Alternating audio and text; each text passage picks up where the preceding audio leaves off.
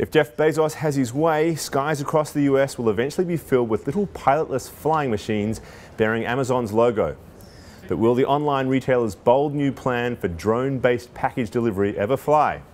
Excuse the pun. Welcome to your Monday afternoon news hub. I'm Michael Casey. One obstacle to the Amazon CEO's plan is the Federal Aviation Authority. Our next guest defended an operator of commercial drones who was hit by the first FAA enforcement decision.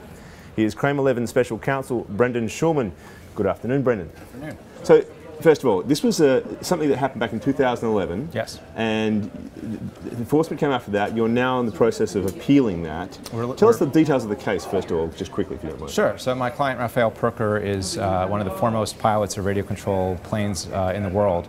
And he goes around the country filming incredible videos from the skies. And he was invited to shoot some film at the University of Virginia. The FAA, upon seeing the video on YouTube, took issue with the way he was flying. In other words, how close he was flying to people and buildings and objects on the ground. Now, the reason why this is relevant to this Amazon case is, of course, one of the questions is, you know, if they're going to have however many thousands and thousands of these things flying through the skies, surely there might be some concern raised at the FAA about how they're going to regulate this. But you tell us that there's actually, the laws are very vague. They don't actually have laws in place for these sorts of instruments. That's right. There is no federal regulation currently concerning the use of unmanned aircraft systems or commercial drones. In fact, the framework is that model airplanes, or model aircraft as they were called decades ago, now referred to as drones, were regulated only voluntarily. So in 1981, the FAA issued an advisory circular basically asking for voluntary compliance. Don't fly above 400 feet, don't fly near airports, that kind of thing. Only until in 2007 did they change their position and issue a policy statement that for the first time said that commercial or business use is banned.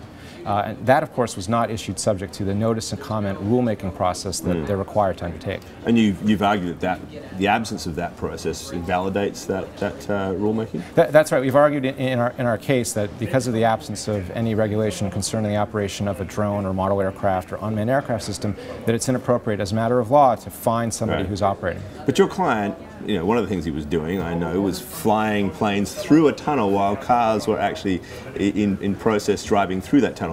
To the lay reader like me, that seems like a pretty reckless thing to do. I mean, isn't there need for some sort of regulation of that? Well, I would disagree. I think he was operating very safely. It's not apparent from the video, but he had spotters with him. He's a very extremely experienced pilot when it comes to radio control flight.